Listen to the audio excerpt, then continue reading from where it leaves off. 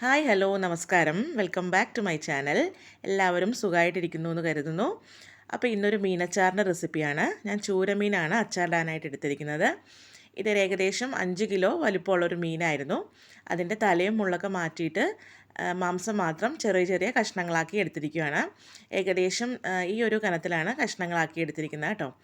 ആദ്യം തന്നെ നമുക്കിതൊന്ന് മാരിനേറ്റ് ചെയ്ത് വെക്കാം. അതിനായിട്ട് ഇതിലേക്ക് ആവശ്യമുള്ള ഉപ്പ് ചേർത്ത് കൊടുക്കാം. കുറച്ച് മഞ്ഞൾപ്പൊടി ചേർക്കുന്നുണ്ട്. എരിവിനായിട്ട് കാശ്മീരി മുളകും നല്ല എരിവുള്ള മുളകും ചേർക്കുന്നുണ്ട്. കുറച്ച് കുരുമുളക് പൊടിയും കൂടെ ചേർത്ത് നന്നായിട്ടൊന്ന് മിക്സ് ചെയ്തെടുക്കാം. പിന്നെ പുളിക്കായിട്ട് കുറച്ച് വിനാഗിരിയും കൂടെ ചേർത്ത് നന്നായിട്ട് കൈ കൊണ്ടൊന്ന് തിരുമ്മി മിക്സാക്കി വെക്കുന്നുണ്ട്. ഇതൊരു അരമണിക്കൂർ വെക്കുകയാണെങ്കിൽ ഉപ്പും മുളകൊക്കെ നന്നായിട്ട് സെറ്റായിട്ട് പിടിച്ച് കിട്ടും. അതിന് ശേഷം നമുക്ക് ഒന്ന് വറുത്തെടുക്കണം. അപ്പോൾ ഫ്രൈ ചെയ്യാനായിട്ട് ഞാനൊരു പാനിലേക്ക് നല്ലെണ്ണയാണ് എടുത്തിരിക്കുന്നത് കേട്ടോ.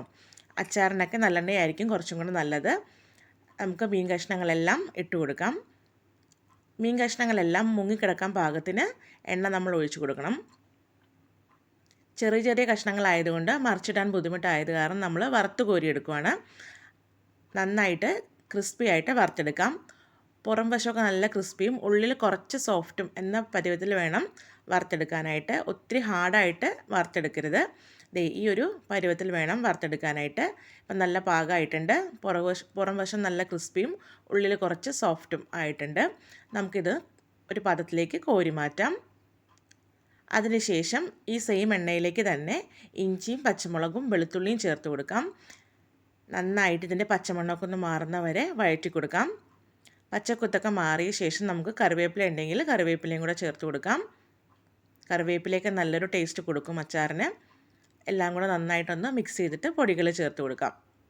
നന്നായി മൂത്ത് വന്നിട്ടുണ്ട്. ഇതിലേക്ക് മഞ്ഞൾപ്പൊടി, മുളക് പൊടി, ഉലുവാപ്പൊടി, കായപ്പൊടി ചേർത്ത് കൊടുക്കാം. ഇതിൻ്റെയൊക്കെ അളവ് ഡീറ്റെയിൽ ആയിട്ട് ഞാൻ ഡിസ്ക്രിപ്ഷൻ ബോക്സിൽ കൊടുത്തിരിക്കാം കേട്ടോ. നിങ്ങൾ ചെക്ക് ചെയ്താൽ മതി. പൊടികളൊക്കെ നന്നായിട്ട് മൂത്ത് വരുമ്പോൾ നമുക്ക് വറുത്ത് വെച്ചിരിക്കുന്ന മീൻ കഷ്ണങ്ങൾ ചേർത്ത് കൊടുക്കാം.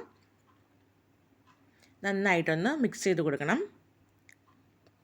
നന്നായി മിക്സ് ചെയ്ത ശേഷം നമുക്കിതിലേക്ക് വിനാഗിരി ചേർത്ത് കൊടുക്കാം. ഉപ്പൊക്കെ പാകമാണെന്ന് നമ്മൾ നോക്കണം കേട്ടോ. ഇടയ്ക്ക് ഇതിൽ കുറച്ച് കുറവുണ്ടായിരുന്നു. ഞാൻ പാകത്തിന് ഉപ്പും കൂടെ ചേർത്ത് നന്നായിട്ടൊന്ന് മിക്സ് ചെയ്തിട്ട് പുളിക്കായിട്ട് വിനാഗിരി ചേർക്കുന്നുണ്ട്. ഏകദേശം ഒരു അരക്കപ്പോളം വിനാഗിരി ചേർത്തിട്ടുണ്ട്. നന്നായിട്ട് മിക്സ് ചെയ്ത് കൊടുക്കാം. പിന്നെ ഇതിലേക്ക് ചാറിനായിട്ട് തിളപ്പിച്ചാറിയ വെള്ളവും കൂടെ ചേർത്ത് മിക്സ് ചെയ്ത് കൊടുക്കാം. തിളപ്പിച്ചാറിയ വെള്ളം ചേർക്കണം കേട്ടോ, അല്ലെങ്കിൽ പച്ചവെള്ളം ചേർക്കരുത്. പച്ചവെള്ളം ചേർത്തിട്ടുണ്ടെങ്കിൽ അച്ചാർ പെട്ടെന്ന് കേടുവരാൻ സാധ്യതയുണ്ട്. അപ്പോൾ തിളപ്പിച്ചാറിയ വെള്ളവും കൂടെ ചേർത്ത് നന്നായിട്ടൊന്ന് തിളപ്പിച്ചെടുക്കാം. നന്നായി തിളച്ച് കുറുകി ഇതിൻ്റെ എണ്ണയൊക്കെ തെളിഞ്ഞു വരണം. അപ്പോഴാണ് മീനിൽ ഉപ്പും മുളകും പുളിയൊക്കെ നന്നായിട്ട് പിടിക്കുകയുള്ളൂ. നന്നായി തിളച്ച് എണ്ണയൊക്കെ തെളിഞ്ഞു വന്നിട്ടുണ്ട്.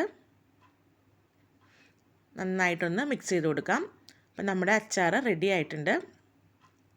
നല്ല ഉലുവയുടെയും കായത്തിൻ്റെയൊക്കെ നല്ല മണം വരുന്നുണ്ട് കേട്ടോ. അപ്പോൾ ഉപ്പൊക്കെ പാകമാണോ എന്ന് ഞാൻ ടേസ്റ്റ് ചെയ്ത് നോക്കുന്നുണ്ട്. അപ്പോൾ എല്ലാം പാകമായിട്ടുണ്ട്. എല്ലാവരും ഒന്ന് ട്രൈ ചെയ്ത് നോക്കുക. അപ്പോൾ നല്ലൊരു റെസിപ്പി ആയിട്ട് നമുക്ക് വീണ്ടും കാണാം. Thanks for watching.